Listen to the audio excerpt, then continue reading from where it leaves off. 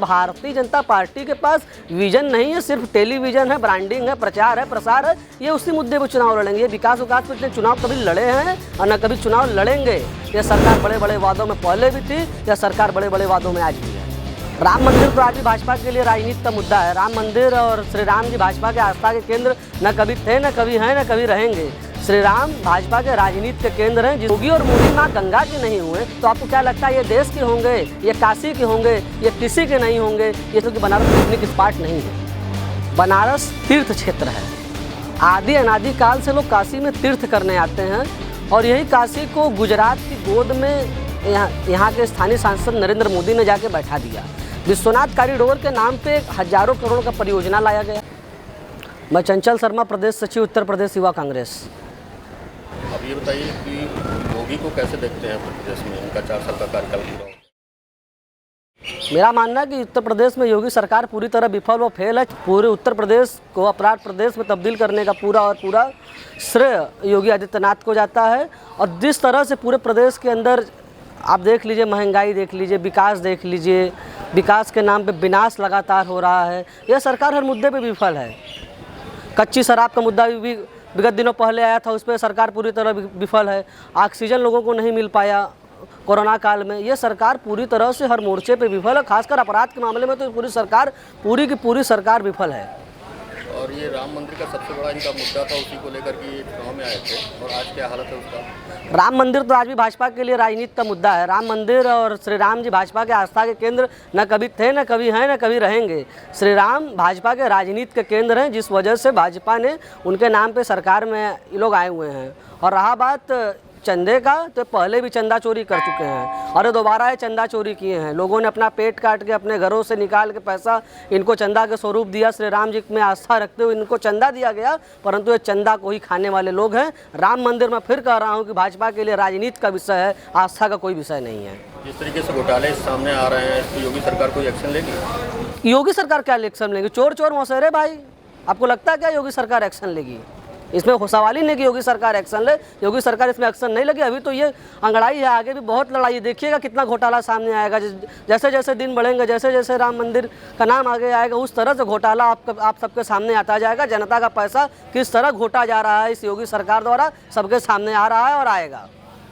ये 2 साल से जो चल रहा है कोरोना काल का, कैसे योगी ने मैनेज किया, इसको आप बताएंगे? अब कोरोना काल में उत्तर प्रदेश की स्थिति कितनी दयनीय रही है कि यह तो किसी से नहीं छुपी है।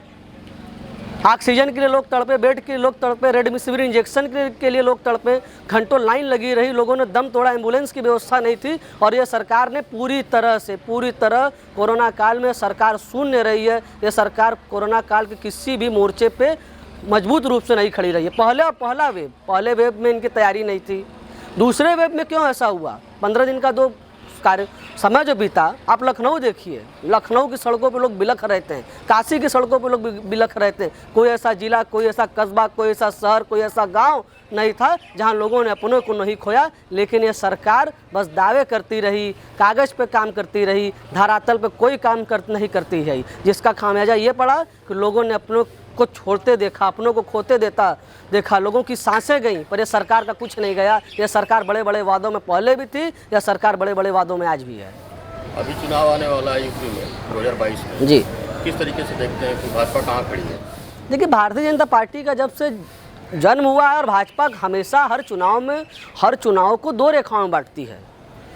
विपक्ष जहाँ चुनाव का मुद्दा विकास बनाता है, स्कूल बनाता है, विपक्ष एक नीति बनाती है, तो वही भारतीय जनता पार्टी धर्म, संप्रदाय, जातिवाद ये मुद्दा बना के चुनाव लड़ती है। तो भारतीय जनता पार्टी के पास विजन नहीं है, सिर्फ टेलीविजन है, ब्रांडिंग है, प्रचार है, प्रसार है। ये उसी मुद्दे पर चुनाव लड़ेंगे। ये विकास पे इतने चुनाव कभी लड़े हैं और न कभी चुनाव लड़ेंगे। आप इतिहास उठा के देख लीजिए, सन 2012 का चुनाव भी इन्होंने इसी आधार पर लड़ा, सन 2017 का चुनाव भी इन्होंने इसी आधार पर लड़ा, और 2022 का भी चुनाव ये धर्म, जातिगत, संप्रदाय के आधार पर लड़ेंगे। इनको विकास से कोई लेना देना न पहले था न कभी आज है। ये हिंदुत्व का पैम्पलेट बांट के, हिंदुत्व के ही सबसे बड़ी ढोंगी सरकार है जो हिंदुत्व को खतरा कर रही है। ये किसी रूप में, किसी तरह से ये विकास के मुद्दे इनके न एजेंडा में कभी रहा है, न इनके एजेंडा में कभी रहेगा।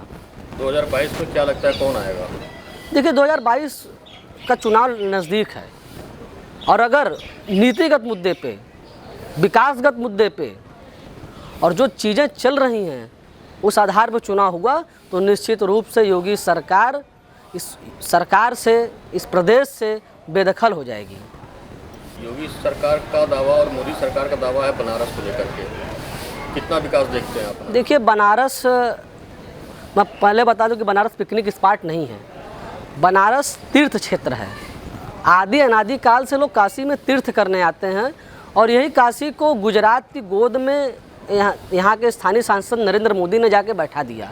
विश्वनाथ कॉरिडोर के नाम पे हजारों करोड़ का परियोजना लाया गया, जिसमें करीब हजारों से ऊपर मंदिरों को तोड़ा गया, काशी के गलियों को खत्म किया गया। और आप यहाँ गंगा घाट पर खड़े हैं, जो माँ अर्धचंद्रकार का जो स्वरूप है, और यही माँ गंगा, आप तुलसी घाट एक ऐतिहासिक जगह खड़े हैं, ठीक उस पर एक नए नहर का निर्माण किया जा रहा है, एक नया नहर बनाया जा रहा है। उसको तमाम विशेषज्ञों ने, तमाम वैज्ञानिकों ने, तमाम पर्यावरणविदों ने यह बताया कि उस पार जो नहर बनने जा रही है, उससे सीढ़ियाँ पानी छोड़ देंगी और माँ गंगा का अर्धचंद्राकार स्वरूप काशी में ख़त्म हो जाएगा। और आप ये बताइए, काशी में लोग क्यों आते हैं? माँ गंगा का दर्शन करने आते हैं, साक्षात देवी है, साक्षात भगवान है। तो जब योगी और मोदी माँ गंगा के नहीं हुए, तो आपको क्या लगता है ये देश के होंगे, ये काशी के होंगे, ये किसी के नहीं होंगे? ये चंद उद्योगपतियों के गुलाम हैं। मुझे कहने में कोई गुरेज नहीं है कि ये चंद उद्योगपतियों की सरकार है, और सरकार मध्यस्थता का काम कर रही है। उसे विकास से कोई मतलब नहीं है, उसे प्रोजेक्ट बनाने हैं। काशी तो लूट का अड्डा, भारतीय जनता पार्टी के लिए काशी तो लूट का अड्डा बन गया है। बड़ी बड़ी योजना, बड़ी बड़ी परियोजना लोग रोज आ रहे हैं, लेकिन एक बारिश हो जाता है तो सारा इनका विकास विनाश के रूप में तैरता हुआ दिखाई देता है पूरे बनारस के अंदर। तो निश्चित रूप से काशी को स्मार्ट सिटी क्योटो के नाम पे नरेंद्र मोदी ने, योगी आदित्यनाथ ने छला है। महंगाई क्या कहना चाहिए?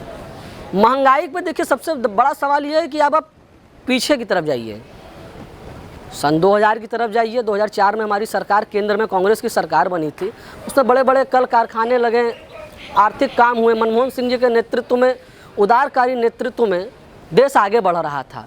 अनेकों संस्थान लगे, सरकारी एजेंसियों को मजबूत किया गया, नई नई भर्तियाँ आई, लोगों को रोज़गार मिले। अब आप 2014 में आइए, 2014 के बाद से लगातार सरकारी उपक्रमों को बेचने का क्रम चालू हुआ।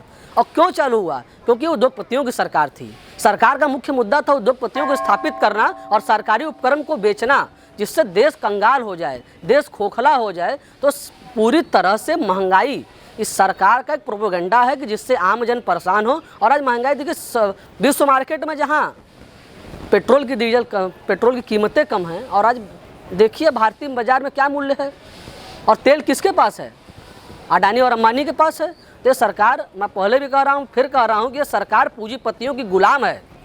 मैं पहले, ये भारत देश अंग्रेजों का गुलाम हुआ करता था, और ये लेकिन आज ये सरकारें, इस लोकतंत्र में शर्म का विषय है कि यह सरकार उद्योगपतियों की गुलाम है, चंद पूंजीपतियों की गुलाम है, जो लोकतंत्र को ताक पर रखते हुए महंगाई, बेरोजगारी, भूखमरी, हर मुद्दों पे चुप है। और सरकार का सिर्फ एक ही मकसद है, देश को कंगाल करना। बेरोजगारी भी एक मुद्दा है। बेरोजगारी तो रिकॉर्ड, इसमें जो बेरोजगारी दर चल रही है, रिकॉर्ड बेरोजगारी इसी सरकार में हुई है। बड़ी बड़ी, अब आप देखिए कि जियो को मजबूत किया जा रहा है, BSNL को कमज़ोर किया जा रहा है, भेल जैसी कंपनियों के शेयर्स बेचे जा रहे हैं, सरकारी उपक्रमों को बेचने का क्रम जारी है। तो बेरोजगारी तो बढ़ेगी बढ़ेगी। किसान सड़कों पे आंदोलनरत है, बड़े लोग डिग्रियां लेके बाहर घूम रहे हैं, लेकिन इस सरकार को देखिए कोई मतलब नहीं। सरकार को पूंजीपतियों वाली सरकार है, इसको अपने फ़ायदे से मतलब है।